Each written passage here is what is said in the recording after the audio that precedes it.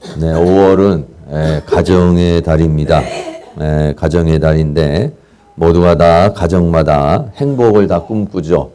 그런데 이 행복이라고 하는 것이 어디서 그냥 오는 것이 아니라 행복은 자기 자신이 만들어가는 것이다 하는 것을 우리가 생각하고 5월엔 여러분들이 다 가정을 다 행복하게 만들고 또 그 행복을 함께 누리는 그러한 달이 될 수 있기를 축복합니다. 뭐 가정의 달 해서 5월 5일 또 어린이 주일 또 5월 8일 또 어버이 주일 또 스승의 날 뭐 이런 것들이 많이 이렇게 있습니다. 우리도 원래는 오늘이 어린이 주일인데 어린이들이 우리가 없어요. 어린이들이 별로 없어서 오늘 그냥 어버이 주일로 이렇게 같이 이제 카네이션도 이렇게 좀 달고 이렇게 했는데 아무튼 5월을 통해서 어떻게 하면 우리 가정이 행복한 그런 가정을 만들어서 함께 누리면서 살아갈 수 있을까 하는 고민들을 또 우리가 함께 나누었으면 좋겠어요. 이 세상에서 가장 중요한 그런 두 가지가 있다면 하나는 가정이고 하나는 교회라고 이렇게 말할 수 있습니다. 가정을 통해서 사람이 태어나고 또 양육을 받고 또 이렇게 자라나고 그렇습니다. 또 교회를 통해서 또 하나님을 만나고 새로운 탄생이 시작되고 또 그렇게 살아가게 됩니다. 저도 그전에는 가정에 대한 그런 귀중함과 소중함에 대해서 그렇게 깊이 인식을 많이 못했습니다만은 제가 이런 내적 시우를 또 하고 나니까 가정이라는 것이 참 이렇게 중요한 것이구나 하는 것을 하면 할수록 더 많이 이렇게 깊이 이렇게 생각을 하게 됩니다. 그래서 가정이 좋아지면요, 사회도 좋아지고 더 나아가서는 교회도 좋아지고 또 나라와 민족도 다 좋아집니다. 근데 가정이 파괴가 되면은요, 가정이 파괴가 되면은 온 모든 것들이 다 파괴가 됩니다. 요즘에 우리나라도 만약에 요즘에 결혼을 남녀들이 잘 안 하려고 그러고 결혼을 해도 자녀를 안 낳으려고 그러잖아요. 우리나라 인구가 약 5천만 정도 되는데 가구 수로는 약 2천만 정도 됩니다. 그런데 만약에 결혼을 하지 않고 자녀를 안 낳으면 우리나라는요 100년 안에 멸망하고 아니면 100년 안에 우리나라는 사라질 수도 있는 것이에요. 그렇기 때문에 부부가 결혼을 해서 자녀를 갖고 또 가정을 이룬다는 것은 굉장히 중요한 그런 부분이죠. 하나님께서도 아담과 아와를 이렇게 만드시고 난 다음에 두 사람이 하나가 되어서 살아갈 것을 이렇게 말씀을 하셨습니다. 근데 사람이 하나가 된다는 게 얼마나 어려워요. 다음 주에는 부부에 대한 이야기를 한번 나누겠습니다만은 남녀의 차이가 있고 또 우리 가정의 부모와 요즘에는요 조금 이제 연세들이 많으시기 때문에 고령화 사회가 돼서 약 4대 정도가 집안에서 이렇게 그 가정이 이렇게 지금 현존합니다. 그래서 할아버지, 할머니, 할아버지, 그 다음에 어머니, 그 다음에 자녀, 손주. 저희 가정만 해도 4대가 살고 있어요. 그래서 이제 제가 중간 세대에 이렇게 있는데 100세 세대가 되면은요 5세대 정도가 사람이 살게 되는 것입니다. 그래 5세대 정도 살면서 이렇게 그 가정이 이제 함께 삶을 이렇게 나누게 되는 것인데 그래서 요즘에는 이렇게 부부 결혼에 대한 문제, 가정의 문제, 또 그 가정에서 자녀의 문제 이런 문제가 아주 크게 이렇게 대두가 되고 있어요. 근데 제가 이렇게 성경을 바라보면은요, 성경에서 그렇게 행복한 가정이 그렇게 많지는 않아요. 에덴 동산에서부터 아담과 하와가 서로 하나님 안에서 하나가 되지 못하고 깨지고 그러므로 인해서 거기에 가인과 아벨이 탄생을 하는데 최초로 태어난 그 자녀가 말이죠, 형이 동생을 죽이는 비극적인 일이 일어나는 것을 보죠. 그런 것을 봤을 때에 아담과 하와의 그러한 삶이 평탄치 않았다는 사실을 우리는 생각할 수 있습니다. 에덴 동산 안에서 하나님께서 주신 모든 것을 줘서 받아 누리면서 살 수가 있었어요. 그런데 죄를 지음으로 인해 가지고 삶이요 완전히 달라져 버린 겁니다. 에덴 동산에는 쫓겨났죠. 그들에게 주어진 건 전부 저주요. 그들에게 주어진 건 슬픔이요, 고통이요. 그리고 수고하고 땀 흘리고 또 죽어야 되는 그런 것들이 그들에게 다 물려지게 된 것이죠. 제가 생각했을 때는 아마 아담과 하와가 많이 싸우면서 많은 어려움 속에서 가정을 꾸리면서 살았을 것이라고 그렇게 생각이 들어요. 왜냐? 가인이라는 사람이 동생을 죽이는데 그렇게 무자비하게 동생을 죽인다는 사실은요, 그 가정에 평탄치 않았다는 것을 우리에게 보여주는 것입니다. 가정을 말할 때 우리는 좋은 가정, 나쁜 가정 이렇게 말할 수 있어요. 그래서 제가 우리나라 지금 약 2천만 정도 가구되는 그런 가정을 만약에 좋은 가정, 또 나쁜 가정, 또 우리가 심리학적으로 말한다면 엮이는 가정, 또 순기능 가정 이렇게 말한다 그러면은 우리나라는 거기에 있는 순기능의 가정, 행복한 가정, 좋은 가정은 얼마나 될까? 뭐 이런 생각을 한번 해봤습니다. 네, 그래서 가족이 한 가정에서 함께 모여서 사는데 그냥 사는 게 아닙니다. 여기는 다 체계가 있습니다. 말하지 않아도 거기는요 규칙이 있습니다. 더 나아가서는 거기에는 위치와 기능이 역할이 다 있어요. 아버지는 아버지의 위치가 있고 역할이 있습니다. 엄마는 엄마로서의 위치와 역할이 있습니다. 자녀는 자녀로서의 위치와 역할이 있습니다. 부부는 부부로서의 위치와 역할이 있어요. 그런데 그 위치가 있고 그 역할이 있는데 그 기능을 만약에 다 하지 못하는 가정, 아버지가 아버지의 기능을 못하고 엄마가 엄마의 기능을 하지 못하고 자녀가 자녀의 기능을 하지 못하는 가정, 이런 가정을 가리켜서 뭐라고 하느냐, 엮이는 가정이라고 이렇게 말하게 되는 것이죠. 그래서 오늘 골로새서 3장 18절부터 21절에는 간단하게 가정의 원리에 대해서 이야기를 하고 있습니다. 첫째는 부부의 관계입니다. 부부의 관계는요, 사랑과 복종으로 이렇게 얘기를 하고 있습니다. 골로새 3장 18절에 아내들아 남편에게 복종하라. 이는 주 안에서 마땅하니라 그랬어요. 그래 아내에게 준 미션은 뭐냐면 남편을 복종하는 것입니다. 그러면 남편은 어떤 것입니까? 남편은 아내를 사랑하라 이랬어요. 그래서 사랑과 이 복종이라는 건 너무 간단한 것인데 이것만 이루어진다면요, 부부는 아주 행복한 그런 관계를 맺을 수 있는데 이것이 이루어지지 않기 때문에 그 가정이 행복을 누리지 못하게 되는 것이죠. 또 부모와 자녀와의 관계는 두 가지를 말했습니다. 하나는 순종하라 이렇게 말했어요. 그리고 또 하나는 경노라는 건데 골로새 3장 20절에 자녀들아 모든 일에 부모에게 순종하라. 물론 이제 에베소서에는 이제 공경이 이렇게 좀 들어가 있습니다만은 부모에게 순종하라. 부모가 누구냐면은 그 자녀를 양육하는 분과가 바로 부모죠. 그 부모에게 어떻게 해야 되느냐? 순종하라는 것입니다. 그러면 자녀는 어떻게 하느냐? 골로새 3장 21절에 자비들아 너희 자녀를 경록해 하지 마라 이렇게 말했어요.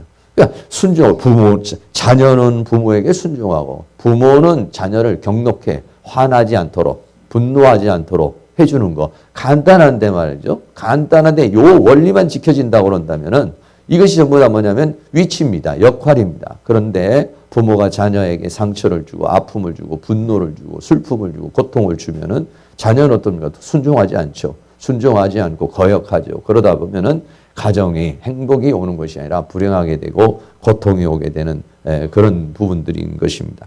그래서 사람 만들기라고 하는 책을 쓴 이 버지니아 사티어라고 하는 사람이 이런 말을 했습니다. 가정은 사람을 만드는 공장이다라고 그렇게 말했어요.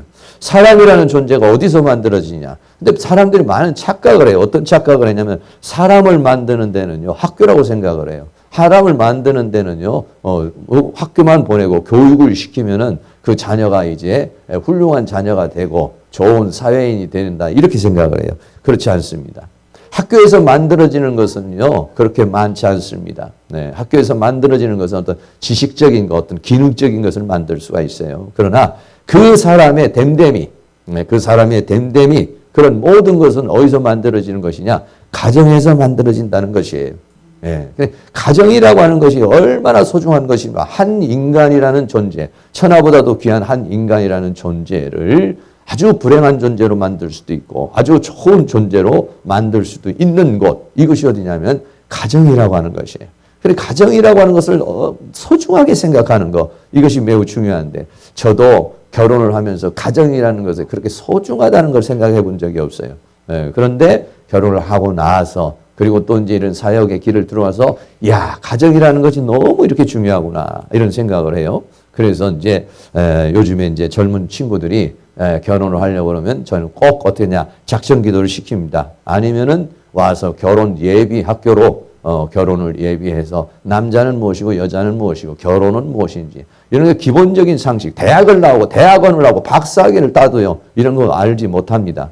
그래서 서로 싸우고 다투고 문제가 일으키는 그런 경우가 굉장히 많이 있습니다. 왜냐하면 행복하게 사는 방법, 행복하게 사는 방법을 가르쳐주질 못했어요. 왜냐? 우리나라 사람들은 지금까지 살아오면서 행복하게 사는 것이 목적이 아니었어요. 우리는 어떻게 하면 먹고 사느냐, 어떻게 하면 먹고 사느냐가 중요한 것이었지 어떻게 하면 행복하게 사느냐 여기에 주안점을 두지를 못했습니다. 그런데 우리나라는 이제 먹고 살만해졌죠. 그래서 이제는 행복하게 사는 방법이 뭐냐, 어떻게 하는 것이 행복하게 사는 방법이냐 이걸 우리 이제 가르쳐야 되는 것인데 가르쳐준다고 해서 되는 일이 아니에요. 왜냐하면 부모가 이것은 뭐 자녀를 데려다 놓고 이렇게 하는 것이 행복한 것이다 저렇게 하는 것이 행복한 거다 이거 가르쳐서 되는 일이 아닙니다. 어떻게 하냐, 본인이 부모가 행복한 삶을 살아야 자녀가 행복한 삶을 사는 것이지 부모는 행복하게 살지 못하면서 자녀에게 행복하게 살으라고 한다고 해서 그것이 사라지는 것이 아니에요. 물론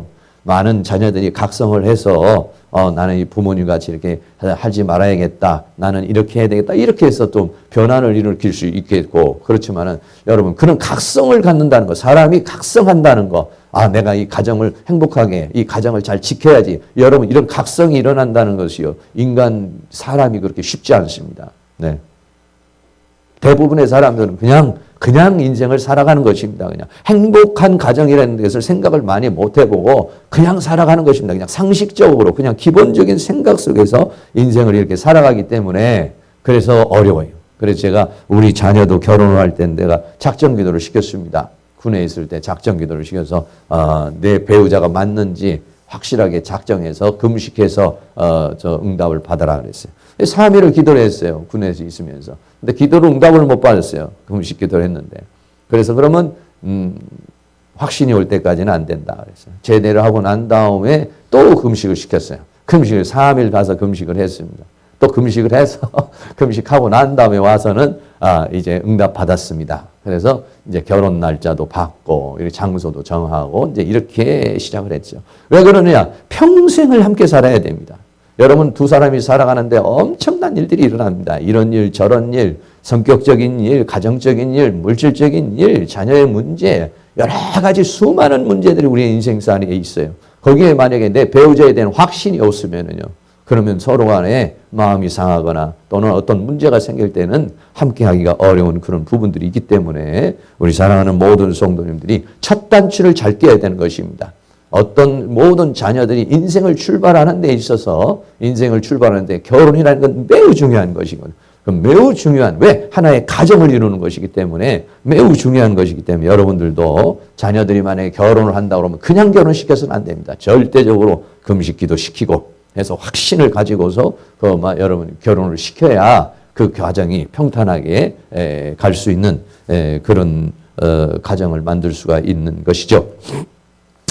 보통 역기능의 가정과 순기능의 가정을 이렇게 우리가 나누는데 역기능의 가정의 특징이 몇 가지가 있는데 소개를 좀 하려고 해요. 여러분들이 그동안에 제가 또 이런 부분에 대해서는 많이 몇 번 또 이야기를 했지만은 또 5월 이 가정의 달을 맞이해서 다시 한번 이렇게 환기할 수 있으면 좋겠어요. 역기능 가정, 좋지 않은 가정입니다. 불행한 가정입니다. 이런 가정은 뭐냐면 아버지의 무능력과 사랑의 결핍입니다.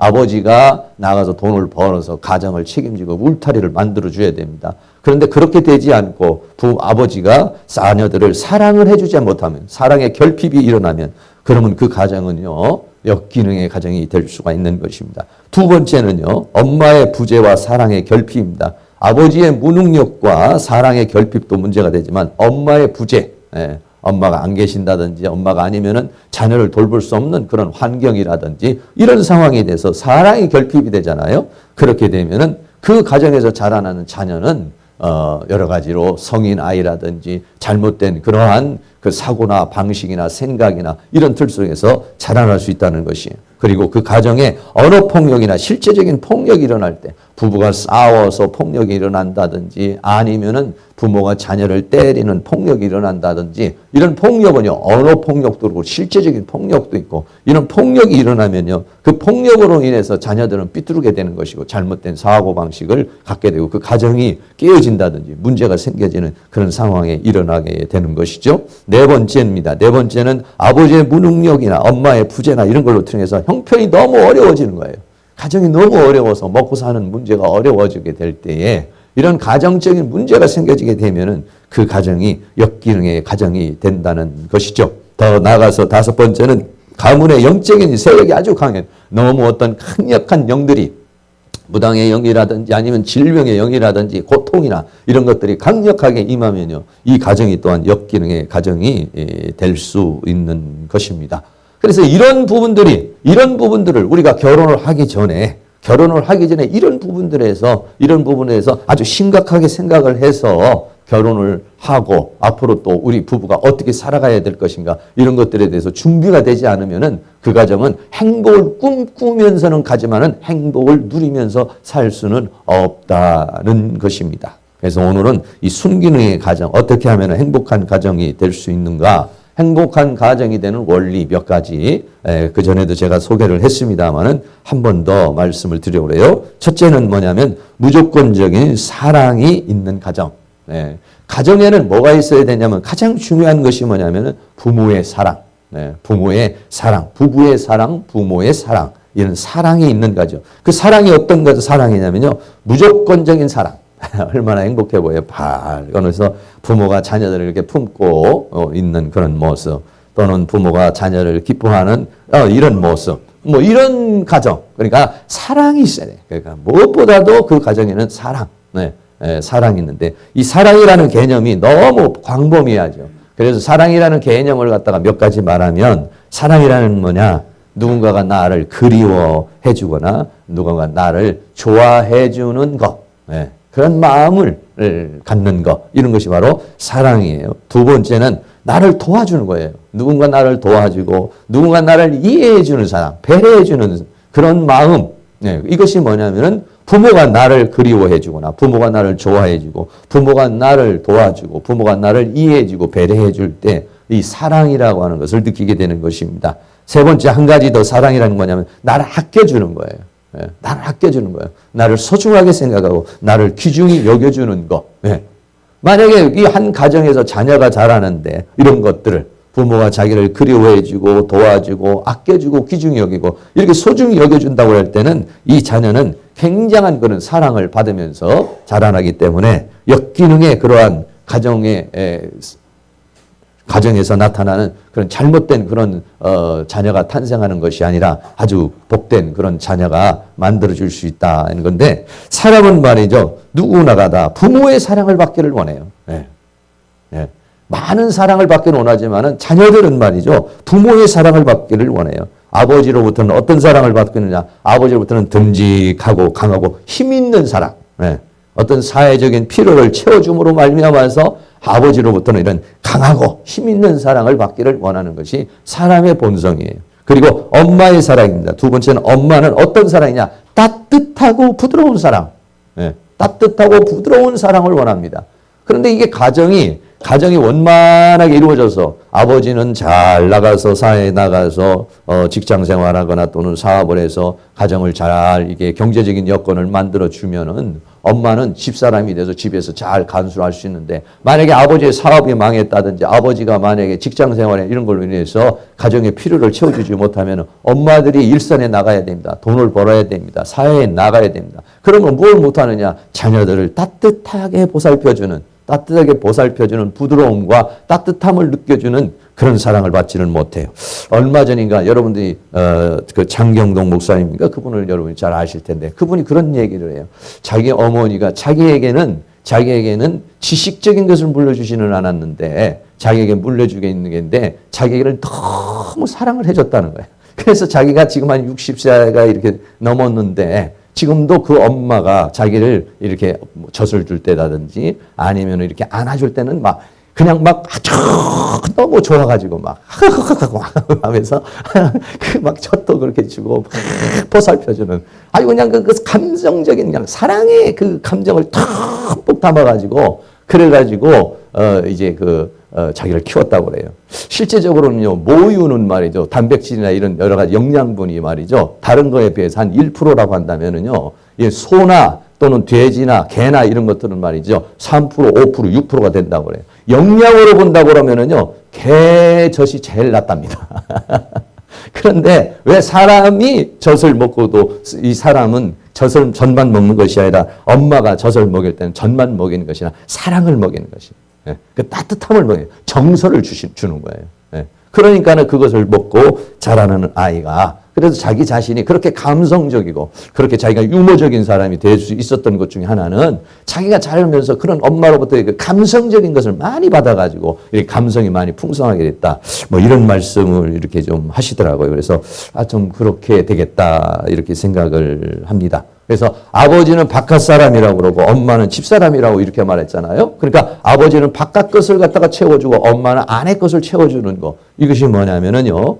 바로 순기능의 가정이고 좋은 가정이고 이렇게 되어지게 되는 것이죠. 그래서 부모의 사랑을 받기를 원하는 자녀들에게 이 부모의 사랑을 듬뿍 줄 수 있어야 된다는 것이죠. 네. 그런데 만약에 남자가 만약에 엄마의 사랑이 안 채워지잖아요. 그러면은 결혼을 해서 아내에게서 그 사랑을 받기를 원하는 거예요. 아내로부터 뭘 받느냐? 엄마로부터 내가 태어나서 엄마로부터 받지 못한 그 사랑을 받기를 원해서 아내를 아내로 대하지 않고 아내를 엄마로 대해서 자꾸 그 아내에게 뭐냐면은 아내를 사랑을 해주려고 그러는 게 아니라 아내를 엄마로 생각해서 자기가 보호받고 사랑받고 이러려고 그러는 엉뚱한 상황이 생기게 되어지게 되면 그럼 어떻게 하십니까? 아내는 내가 사랑받기 위해서 온 것이죠. 엄마가 되려고 온 게 아니잖아요. 그런데 엄마가 돼달라고 그러니까 남편이 싫어하고 그래서 부부 사이에 문제가 되어줄 수 있어요. 또 여자는요. 아버지의 사랑이 안 채워지잖아요. 여자는 아버지의 사랑이 안 채워지면 그 사랑을 채우지 못했으니까 결핍이 있기 때문에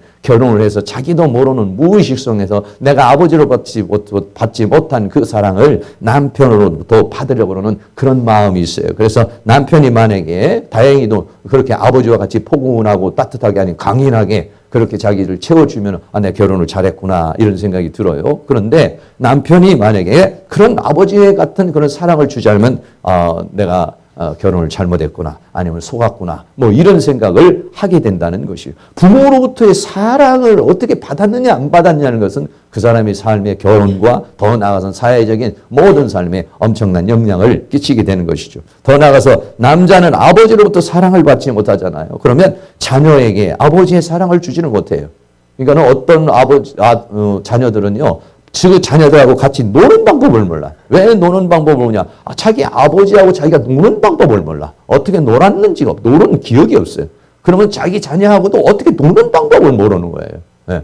그래가지고 그냥 자녀들이 놀면은 그냥 멀뚱 이렇게 바라만 보는 그런 상황이 일어나게 되는 경우가 많이 있습니다. 그래서 아버지로부터 사랑을 받으면은 그럼 어떠냐? 자연스럽게 옛날에 아버지가 나한테 이렇게 해주니까 내가 너무 좋았어. 아버지가 나하고 이렇게 놀아주니까 너무 좋았어. 이런 기억이 있으면은 그 자녀들에게도 그렇게 사랑을 줄 수 있다는 거예요. 그러나 그런 걸 받아보지 못하면은요, 아주 간단한 상식적인 것인데도요, 그걸 행동으로 옮기지 못하고 멋쩍어 하고 그거를 실행하지 못하는 그런 인생을 살아가게 된다는 것이죠. 여자도 마찬가지입니다. 여자는 엄마로부터 사랑을 받지 못하면요. 자녀에게 엄마의 사랑을 잘 줄지를 몰라요. 예. 엄마가 어떻게 자녀를 사랑하는지 이 법을 대해서 잘 몰라요. 그냥. 예. 그래서 아이가 운다거나 어떤 상황이 처하면은 이걸 어떻게 달래줘야 하는 것인지 어떻게 할 줄 몰라서 쩔쩔매게 되는 그런 상황에 이르게 될 수 있다라고 하는 것입니다. 그렇기 때문에 부모의 사랑이라는 것이 이 순기능의 가정, 좋은 가정은 뭐냐? 부모의 사랑이 넘치는 그런 가정이다. 이런 것인데요. 아버지를 생각하면 어떤 사랑이, 어떤 마음이 느껴지냐면 제가 가끔 이렇게 상담을 하면 그런 것을 합니다. 상담을 하면서 얘기를 하면서 그래요. 아버지를 한번 불러보세요. 그래요. 그럼 눈을 감고 아버지 이렇게 불러봅니다. 어떤 느낌이세요? 그러면 아무런 느낌이 없습니다. 이런 분이 있고, 어떤 분은 너무 좀 안타까운 마음입니다. 또 어떤 분은 너무 그립습니다. 뭐 이렇게 그 아버지를 부르면은요, 그 아버지라고 하는 그 감정이 마음에 담여요. 또 엄마도 한번 불러보세요. 엄마 하고 이렇게 한번 불러와요. 엄마 부르는데 어떤 사람은요, 아무 감동이 없는 사람이 있어요. 근데 어떤 사람은 엄마라는 소리를 하면서부터 눈물이 자기도 모르게 주르르 흐르는 그런 사람이 있어요. 그렇습니다. 아버지 하면은 든든하고 언제나 내게 버팀목이 되어주는 그런 아버지.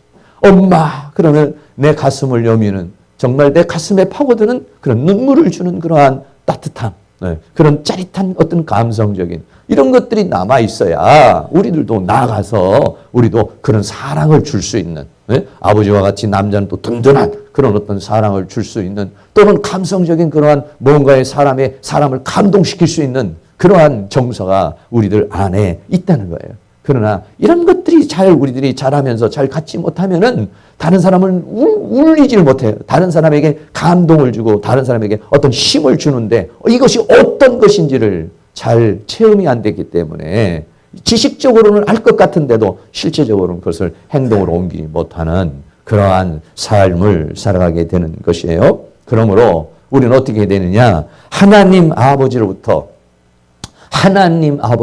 사랑을 받아서 누리고, 그 다음에는 가족에게 나누어주는 그런 가정, 부모가 하나님으로부터의 그런 사랑을 받아요.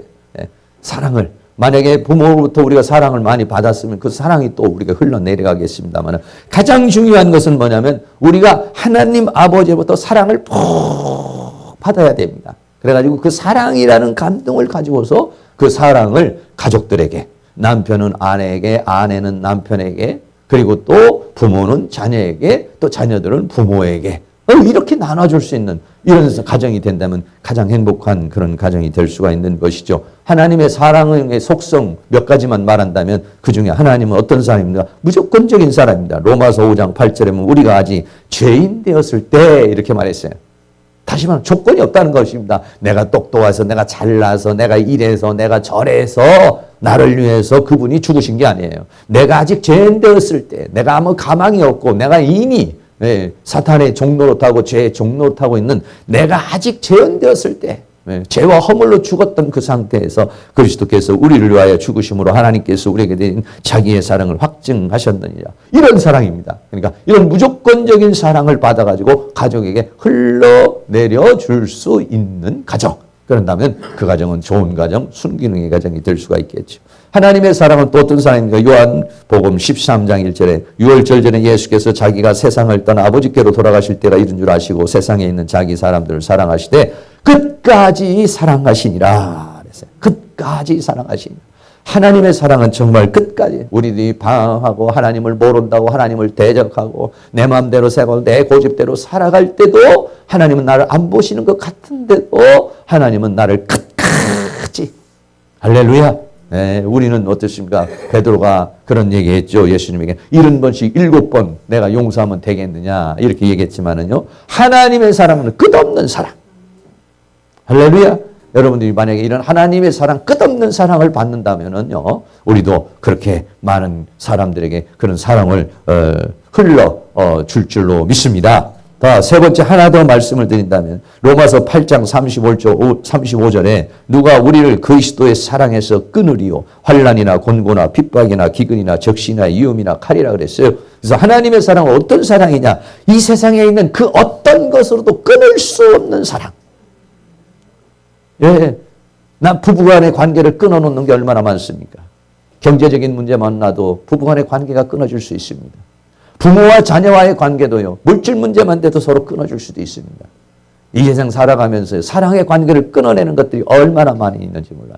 그런데 하나님의 사랑은 어떤 사랑이냐? 환난, 곤고, 핍박, 기근, 적신, 위험, 칼, 이런 것들이 와도 끊을 수 없는 그런 사랑. 할렐루야.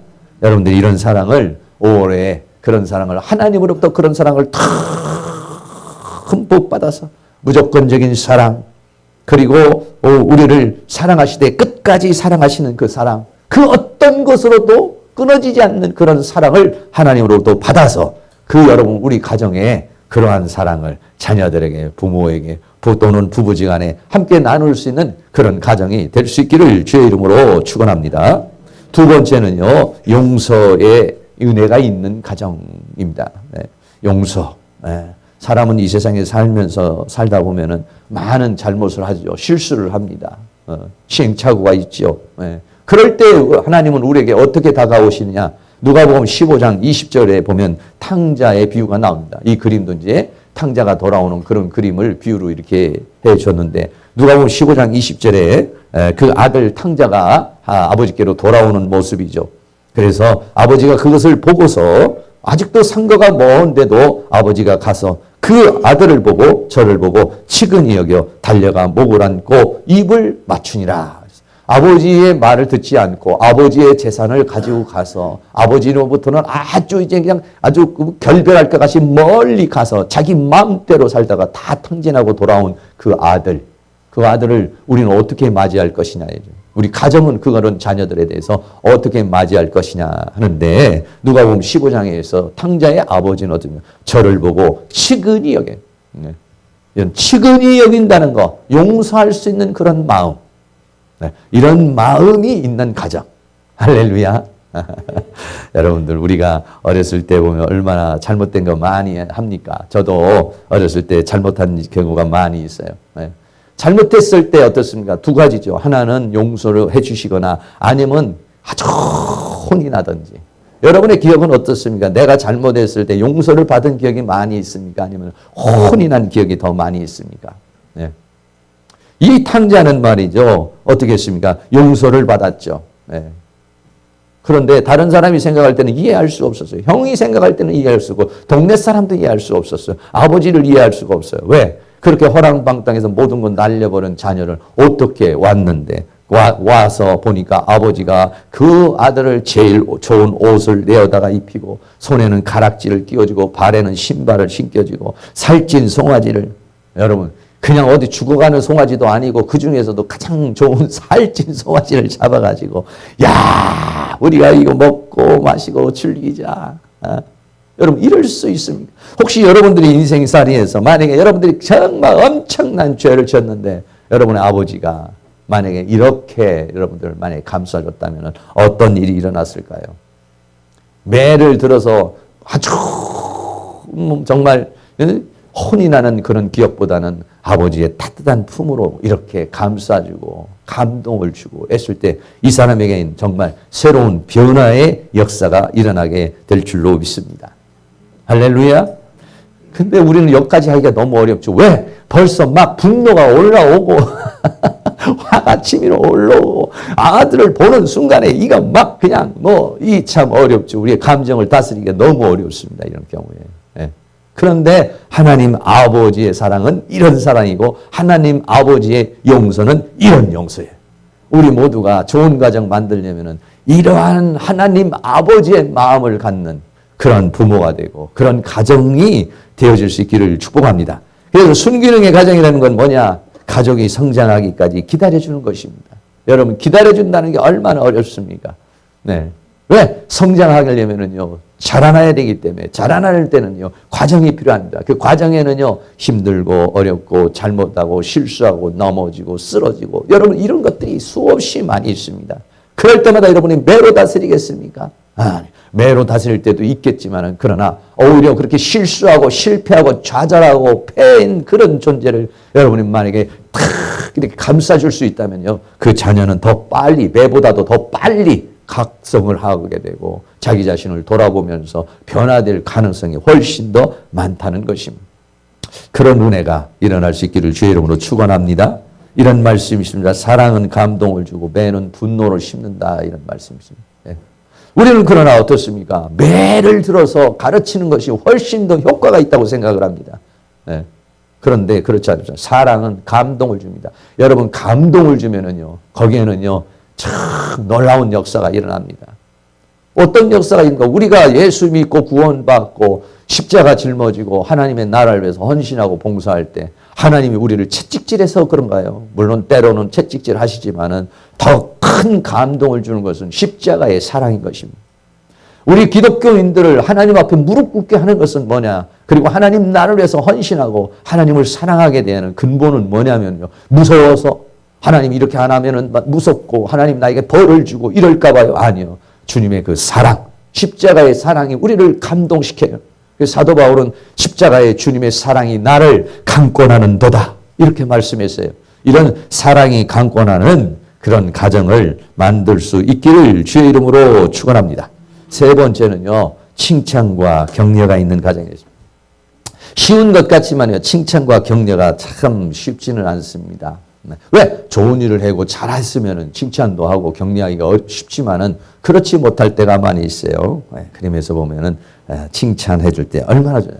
누군가 칭찬해. 저는 지금도 여러분들도 기억나겠지만은 학교 가서 잘하면 뭐 있어요? 그 도장 있죠? 빵 찍어주는 거 참 잘했어요. 라고 하는 그거 아주 참 좋아요. 그거 너무 좋아. 그리고 칭찬은 고래도 춤을 추게 한다라는 그런 말이 있습니다. 그런데 우리나라는요, 칭찬하는데 굉장히 인색합니다. 왜냐? 우리나라의 유교 사상은요, 칭찬에 대해서 아주 인색합니다. 자녀를 자랑하고, 아내를 자랑하고, 뭐, 가족을 자랑하며 그런 사람을요, 위대한 사람이라고 생각하지 않고 팔불출이라고 그렇게 생각을 했어요. 네. 아니에요. 거꾸로입니다. 자녀를 칭찬할 줄 모르고, 아내를 칭찬할 줄 모르는 사람이 팔불출입니다. 네. 저도 제주도 그때 한번 가가지고 고래쇼를 봤는데, 고래가 이렇게 쇼를 하잖아요. 그러면은 고래가 앞에 나와서 뭐라고 하냐면은 박수 치라고 이렇게 손으로 이렇게 합니다. 그럼 우리가 뭐 박수를 치면은 좋아가지고 박수 치면은 좋다 그러고 고기 한 입 먹고 또 들어가서 쇼를 하고 이렇게만. 네. 사람은 어떻겠습니까? 잘했어요. 최고야. 훌륭해. 멋있어. 힘내. 기도할게. 여러분들 이런 말. 여러분들 평소 쓰시는 말씀이신지 모르겠어요. 아유, 잘했어. 아유, 넌 어떻게 그럴 수가 있냐. 너 이렇게 맨날 그따오냐. 너 그래가지고 어떻게 살려고 그러냐. 너 그런 식으로 해가지고 정말 밥이라도 빌어 먹겠냐. 여러분, 이런 말보다는 여러분, 칭찬해주고 격려해주는 가정에서 부모로부터 칭찬받을 때요. 이 자녀들은 참 행복합니다. 왜? 세상을 다 얻은 것 같은 그런 마음이에요. 그러나 부모로부터 인정을 받지 못하잖아요. 그러면 세상을 다 잃어버린 것 같은 그러한 마음이 뭐냐면 자녀의 마음인 것이에요. 그래서 우리 가정은 뭐냐? 칭찬. 부모도 자녀에게 칭찬하고 자녀도 부모에게 칭찬하고 아우 아버님 멋있었습니다. 아우 어머니 정말 멋있었습니다. 아우 형님 좋았어요. 여러분 그렇게 칭찬과 격려를 할 수 있는 그런 은혜가 있기를 주의 이름으로 축원합니다. 연습 한번 하겠어요. 옆에 있는 분에게 아주 참 멋있습니다. 아주 오늘 최고입니다. 네. 5월 가정의 달 다 행복하시기 바랍니다. 이런 말을 우리가 우리가 잘 활용을 하지 않고서 인생을 우리가 살아온 경우가 너무 많습니다. 네. 칭찬과 격려가 있는 그런 가정. 네 번째는요, 생각과 감정을 표현하고 통하는 가정입니다. 네. 어떻게 하면은 우리가 인생을 살아갈 때는요, 어떻게 해야 되냐면 서로 간에 마음이 통해야 돼. 생각이 통해야 돼. 감정이 소통. 네. 우리나라도 보면 참 소통이 잘 안 되는 경우가 제가 가끔 가다가 이게 뭐 TV에서 이게 시사 터널 이렇게 여러 사람 예를 들어서 말하면 민주당 또 여기 또 한국당 또 무슨 당 이렇게 나와서 토론하는 모습 보면 어쩌면 이쪽은 동쪽으로 가고 어쩌면 저쪽은 서쪽으로 가고 야, 참 이렇게 다를 수 있을까? 그래 아마 제가 생각할 때는 북한에서 보면 저러고도 되는 나라가 이상한 나라라고 이렇게 생각이 될 것 같아요. 제가 볼 때는 와 어쩌면 그렇게 생각이 다르고 어쩌면 그렇게 자기 주장만 하는지 와 참 대단해요. 대단하다고 생각을 해요. 그러면서도 어떻게 참 정치가 이게 꾸려진다는 자체가 우리나라는 기가 막힌 나라 같아. 제가 아무리 생각해봐도 그렇게 생각이 달라. 그렇게 한 가지를 똑같은 걸 보는데도 관점이 너무나도 다르는 그런 삶을 살아가고 있어요. 너무 소통이 안 돼. 여기 이제 지금 4세대 여기 그림이요. 1세대, 2세대, 3세대 정도밖에 안 되네요. 여기도 외국 사람들 중에 한 3세대 정도. 4세대만 돼도요, 이게 많습니다. 이게. 5세대만 돼도요, 이게 벌써 아주 달라져요, 이게. 지금 한 3세대 정도만 돼도 이렇게 되고, 이제 두 사람이고, 그렇습니다. 소통이 돼, 소통. 부부 간의 소통이 잘 되고 부모와 자녀 간의 소통이 잘 되고 그런데 우리나라 사람들은 뭐냐면 감정을 표현하지 못하도록 만들었어요. 감정을 표현하는 것을 천박하게 생각을 했어요. 생각을 표현하는 걸 천박하게 생각을 했어요. 배고파도 배고프지 않은 척, 출세했어도 출세 안 한 척, 돈 많아도 없는 척, 돈 있어도 없는 척. 이렇게 체면 문화 속에 우리 사람이 살아왔기 때문에요. 말을 못해요. 말을 못하도록 이렇게 만들었어요. 예. 그렇지 않습니다. 이제는 어떻게 하냐? 소통을 할 수 있어야 되는 것이죠. 네. 지금은 소통의 시대가 됐습니다. 소통을 해야 돼요. 부모와 자녀 간에 서로 이야기할 수 있고 부부지간에 서로 이야기할 수 있고 부부지간에도 그렇습니다. 부부지간에도 살면서도요. 그냥 뭐 밥 먹었냐 아니면 일상적인 얘기만 하지 진짜 속 얘기를 속 얘기를 한 번씩이라도 해볼 수 있는 그런 시간들이 굉장히 필요합니다. 네. 저는 가끔 우리 집사람하고 여행을 한 번씩 합니다. 한 번씩 해서 그냥 모든 거 다 있고 둘이 앉아 있다 보면요. 그리고 둘이 얘기하다가 보면 속 얘기를 해요. 속 얘기. 그냥 일반 얘기 말고 누구 뭐 애가 어떻고 뭐 엄마가 어떻고 뭐 이런 얘기 말고 하다 보면은 어떤 깊은 얘기 보통 가정에서 그냥 일상생활 속에서는 할 수 없는 얘기 자기의 속 얘기를 가끔 이렇게 하게 될 때가 있어요. 속 얘기를 했을 때는요. 어떤 생각이 드냐면요. 속 얘기를 더 많이 꺼내면 꺼낼수록 어떤 생각이 드냐. 친밀하다. 당신하고 나하고는 친하구나. 당신하고 나하고는 사랑이 있구나. 이런 것들을 느낄 수가 있어요. 그러나 그냥 일반적인 얘기만 하면은요, 이걸 사랑을 느낄 수가 없어요. 친밀함을 느낄 수가 없습니다. 여러분, 자기 속을 얘기할 수 있는, 자기 사정을 얘기할 수 있는, 자기 감정을 얘기할 수 있는, 내가 사실은 말이야 옛날에 그런 것이 이런 것이었어. 내가 옛날에 그때 왜 화냈는 줄 알아? 내가 사실은 이런 것 때문에 내가 화를 냈던 거야. 내가 지난번에 이랬던 것이 왜 그랬냐면 이래서 내가 화를 이렇게 얘기했던 거야. 여러분 가끔 그런 얘기가 나와야 됩니다. 정말은 이런 것이었어. 속은 이런 것이었어. 내용은 이런 것이었어. 네. 여러분 이런 얘기를 해야 서로 속에 있는 말을 할 수 있어요. 서로 친밀해지게 되는 것이고 서로 사랑하게 되고 그리고 행복을 누릴 수가 있습니다. 그러나 두 사람이 살아도 속 얘기를 할 수 없고 그냥 겉 얘기만 하고 자기의 속을 내밀어서 상대방의 속도 모르고 내 속도 내밀 수 없는 그런 상황이 되게 되잖아요. 그러면은요 부부가 같이 살아도 친밀함이나 행복을 느끼기가 어렵습니다. 한강에 가면 자살 방지를 위해서 음성 녹음을 해놓아요. 그래서 거기에 가면은 뭐 소리가 나죠. 소리가 나면서 어떻게 오셨습니까? 행복하세요? 뭐 이런 얘기. 왜? 혼자 이 세상에 나 혼자다고 생각을 하는데 거기서 음성이 들리고 소리가 들려요. 그래서 다시 새로운 마음을 갖게 되는 그런 상황이 생기게 되는 것이죠. 그래서 우리들은 서로 소통할 수 있는 그런 은혜가 있기를 주의 이름으로 축원합니다. 소통하는 데는 두 가지가 있어요. 한 가지는 뭐냐? 하나는 자기의 감정과 생각을 솔직하게 한 번씩 표현하는 거예요. 근데 우리나라 사람들은요, 어떻습니까? 여성들은 자기 감정을 표현하는데 간접적으로 표현을 해요. 남성들은 자기 감정을 표현하는데 직접적으로 표현을 해요. 그래서 여성들이 간접적으로 표현을 하면 남성이 못 알아듣습니다. 네. 남성들은 너무 직선적으로 표현을 해죠. 그러니까는 여성들이 살 때 너무 분위기가 없어요. 이래서 서로 간에 어떤 감정을 교류하기가 매우 어려워요. 그렇기 때문에 가끔 가다가는 자기 감정을 좀 더 솔직하게 상대방이 알아들을 수 있도록 상대방이 이해할 수 있도록 충분히 설명하는 그런 것들이 필요하고 또 하나는 뭐가 필요하냐? 경청이 필요하죠. 소통하려고 그러는 사람이 경청을 하지 않으면은요, 이거는요, 안 돼요. 말하는 사람도 어떤 최대한으로 자기의 감정과 자기의 생각을 잘 표현하는 방법을 배워요. 그냥 한 마디 툭 던져놓고는 내가 그렇게 말했지 않느냐고. 그거 다 이해해서 무슨 암호도 아니고 그걸 어떻게 그 해석을 합니까? 한마디 툭 던져가지고 되잖아요. 충분히 설명을 했는데 못 알아들어 또 설명해서 설명을 할 수 있어. 자기 표현과 감정과 생각을 충분히 상대방이 알아들을 수 있도록 말하는 연습 이게 필요합니다. 네. 그리고 또 하나는 뭐냐? 경청입니다. 상대방이 이야기를 하면 그것을 잘 알아들어서 저 사람이 정말로 무슨 얘기를 하려는 것인가 무엇을 지금 말하는 것인가 여러분 이것을 할 수 있는 거 이래야 소통이에요. 소통한다고요. 소통 아무런 생각이 없으면 소통이 되지 않습니다. 소통하는데 첫째는 자기 표현을 충분히 표현할 수 있어요. 요즘에 저는 문자가 있다는 거 참 소중하게 생각을 해요. 왜 문자가 있다는 거 소중하게 생각하느냐면요. 상대방이 어떤 문자가 오면 문자를 보내려고 그럴 때에 아주 최상의 단어를 자꾸 연습을 하는 겁니다. 그냥 네. 그냥 말로 했으면 툭 말하고 말아버릴 수 건데 문자로 하게 되면 썼어요. 써서 뭐 보내려고 그러는데 아무튼 여기에 좀 뭔가 내 감정이 좀 실리지 않는 것 같아. 뭔가 내가 이 표현이 좀 뭔가 부족한 것 같아. 그러면 거기다가 또 표현을 바꿔봅니다. 다른 단어를 또 넣어봅니다. 이러면서 또 수정도 하고 보완도 해가지고 나중에 보내죠. 네.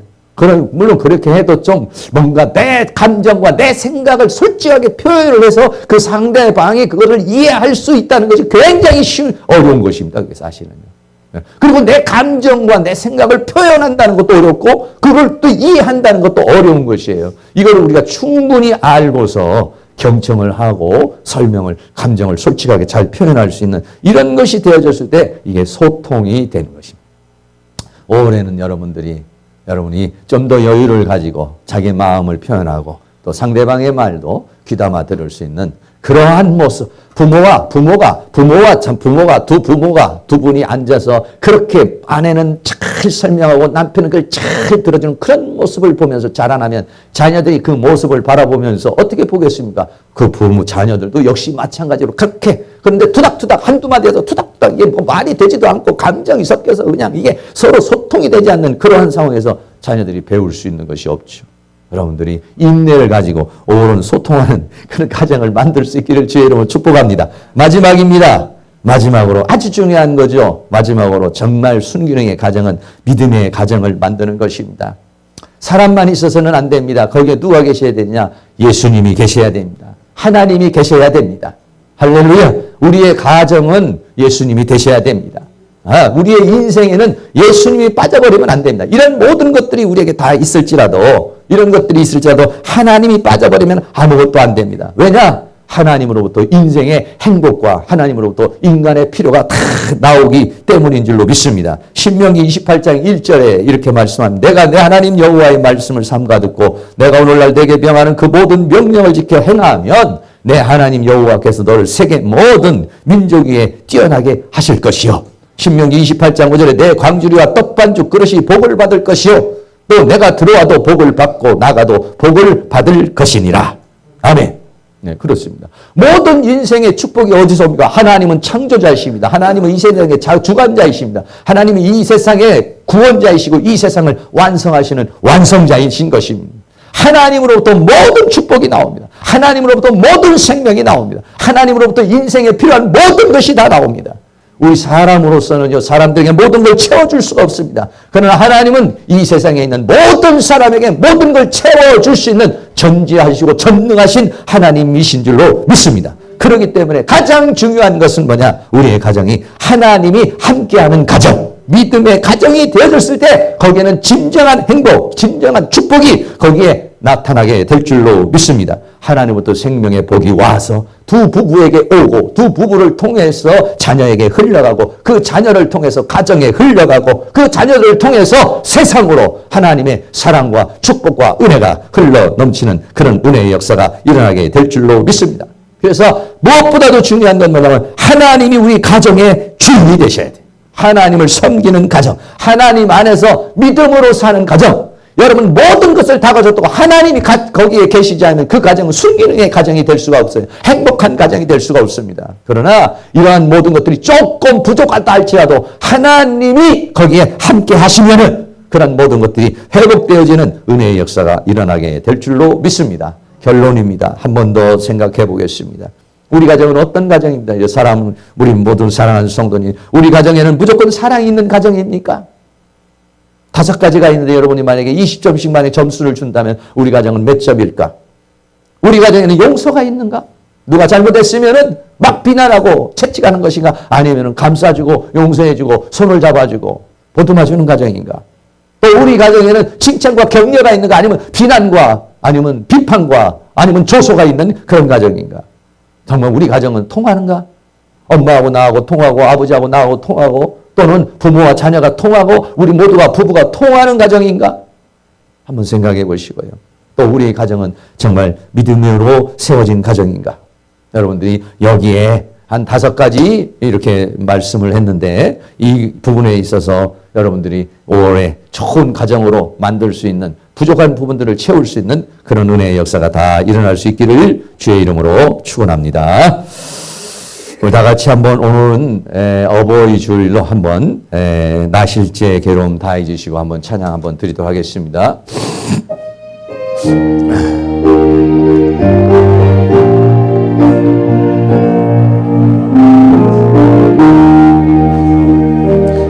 나실제 괴로움 다 잊으시고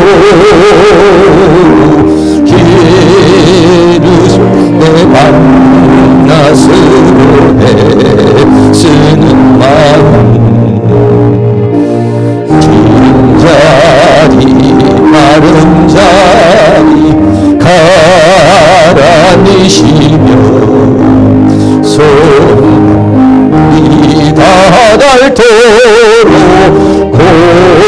고생하시네 하늘 아래 큰 것이 뭘까하리요 어머니의 희생은 가히 없어라 어려서 안고 업고 올려주시고 자라서 눈이내어 기다리는 맘 나를 싸도 뗄싸 자식 생각이 오시던 이마에 주름이 나는 땅 위에 그것이 못다하리요 어머님의 정성 지극하여라 사람의 마음속엔 온가지 소원 어머님의 마음속엔 오직 한 가지 아낌없이 일생을 자식을 하여 살과 뼈를 깎아서 바치는 마음 인간의 그것이 모르가리요 어머님의 사랑은 그지없어라 아멘. 이 시간 우리의 행복한 가정, 우리의 가정들을 위해서 우리의 가정은 무엇이 부족한가, 우리의 가정의 행복을 위해서 다 같이 통성으로 한번 기도하는 시간 갖겠습니다. 사랑과 은혜가 많으신 아버지 하나님, 오늘 이 시간 우리가 합심하여 하나님 앞에 간절한 마음으로 기도합니다. 아버지 하나님께서 5월 가정의 날을 맞이하여서 우리의 가정은 어떤 가정인지 우리의 가정을 다시 한번 돌아볼 수 있는 그런 우리의 시간이 되어주시도록 하나님께서 은혜로 함께해 주시기를 간절히 원합니다. 우리 가정은 사랑이 있는 가정인지 우리는 용서가 있는 가정인지 칭찬과 격려가 있는 가정인지 서로 이제 마음을 통할 수 있는 그러한 가정인지 우리의 가정은 믿음의 가정인지 한번 돌아볼 수 있도록 하나님께서 도와주시고 인도해 주시기를 간절히 원합니다. 성령 하나님께서 도우시고 인도하여 주시기를 원합니다. 사랑하는 모든 성도인의 가정마다 행복이 넘치고 가정마다 하나님의 은혜가 넘치는 그런 가정들이 되어줄 수 있도록 우리 하나님께서 큰 은혜와 사랑으로 인도하여 주시며 주의 성령으로 도와주시기를 간절히 원합니다. 부모는 부모로서 자녀는 자녀로서 손주는 손주로서 아버지 하나님 이 모든 가족들이 어울려 살면서 자기의 위치가 무엇이고 자기의 역할이 무엇이고 자기가 해야 될 것이 무엇인지 그 기능과 역할을 감당할 수 있는 저희들이 되게 하셔서 우리의 가정은 역기능의 가정이 되지 아니하고 우리의 가정은 순기능의 가정이 되게 하여 주시고 우리의 가정은 행복한 가정이 되게 하여 주시고 우리의 가정은 불행한 가정이 되지 않게 하여 주시며 하나님의 은혜가 넘치는 그런 가정이 되어질 수 있도록 우리 하나님의 그 은혜와 은혜와 사랑으로 함께해 주시며 주의 성령으로 역사해 주시고 주의 능력으로 함께해 주시기를 간절히 원합니다. 하나님이여 사랑하는 모든 성도들의 가정마다 하나님의 은혜가 넘치게 하여 주시고 주님의 사랑이 넘치게 하여 주시고 하나님의 평강이 넘치는 그런 가정이 되어줄 수 있도록 하나님 도와주시옵시고 5월이 가정의 달을 맞이하여 모든 가정마다 하나님의 은혜와 평강으로 넘치고 주님의 돌심 은총의 역사가 일어나서 모두 행복한 가정을 만들고 행복을 누리고 행복을 만들고 행복을 나누는 그러한 가정으로 만들어줄 수 있도록 우리 하나님의 큰 능력의 손길로 도와주시며 주의 권능의 손길로 역사해 주시며 주의 손길로 함께해 주시고 인도하여 주시옵소서. 사랑과 은혜가 많으신 아버지, 나는 어떤 가정에서 태어났고 나는 어떤 과정을 통해서 오늘날 여기까지 살아왔습니까? 그리고 또 나는 어떤 가정을 이루며 지금 또 이 어떤 가정 속에서 살아가고 있습니까? 하나님 아버지, 우리의 가정엔 사랑이 있습니까? 하나님, 우리의 가정에는 용서가 있습니까? 하나님, 우리의 가정에는 칭찬과 격려가 있습니까? 하나님, 우리의 가정은 서로 마음이 통하고 생각이 통하고 감정을 통하고 있습니까? 하나님, 우리의 가정은 믿음의 가정입니까? 하나님, 우리의 가정에는 웃음이 더 많습니까? 슬픔이 더 많습니까? 하나님, 우리의 가정은 행복이 더 많습니까? 불행이 더 많습니까? 올 이 가정의 달을 맞이해서 우리의 가정을 한번 뒤돌아보고 우리의 가정을 다시 행복한 가정으로 만들 수 있는 그런 은혜가 있도록 우리 하나님께서 우리를 인도해 주시고 붙들어 주시옵소서. 사랑하는 모든 성도들의 가정마다 이 5월 이제 가정의 달을 맞이하여 행복이 넘치고 하나님의 은혜와 사랑과 평강이 넘치는 그런 복되고 아름다운 가정이 만들어질 수 있도록 은혜를 베풀어 주시옵소서.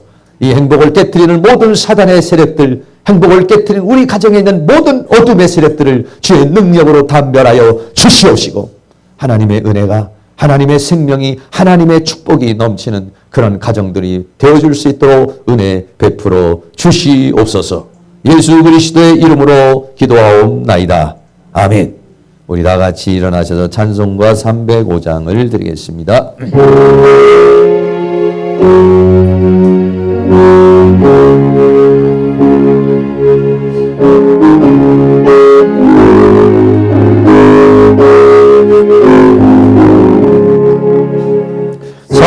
서초의 봄바람 불어이고 하나님 아버지 오셨으니 믿음의 반석도 든든하다.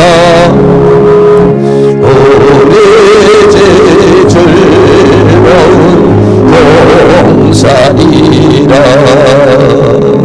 고마워라 임마누엘 예수만 섬기는 우리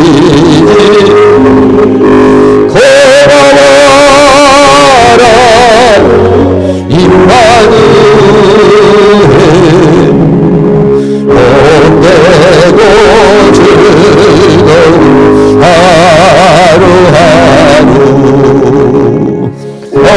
어머니 우리를 보이시고 동기들 사랑에 뭉쳐있고 기쁨과 서름도 같이하니 한간의 조가도 천국이라 고마워라 임마누엘 예수만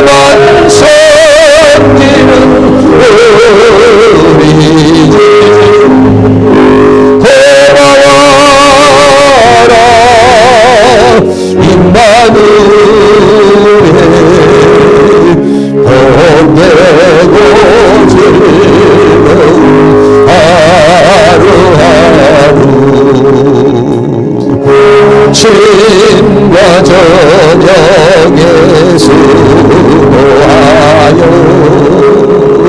다 같이 일하는 온 식구가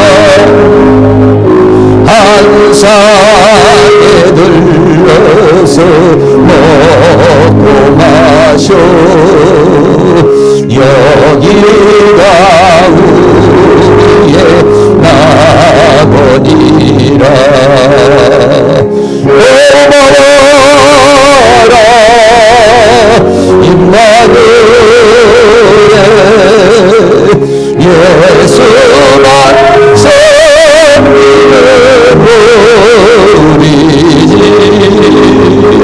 고마워라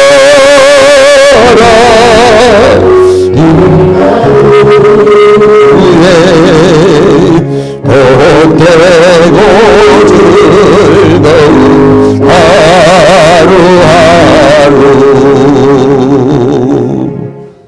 지금은 우리의 가정의 주인이 되시는 우리 주 예수 그리스도의 은혜와 하나님 아버지의 끝없는 사랑하심과 성령님의 감화감동 교통 충만 인도하시는 은혜의 역사가 이 시간 고개 숙인 사랑하는 모든 성도님들의 머리 위에 가정 위에 삶 위에 이 교회 위에 학교 위에 민족 위에 세계 위에 지금로부터 영원토록 함께 있을지어다. 아멘.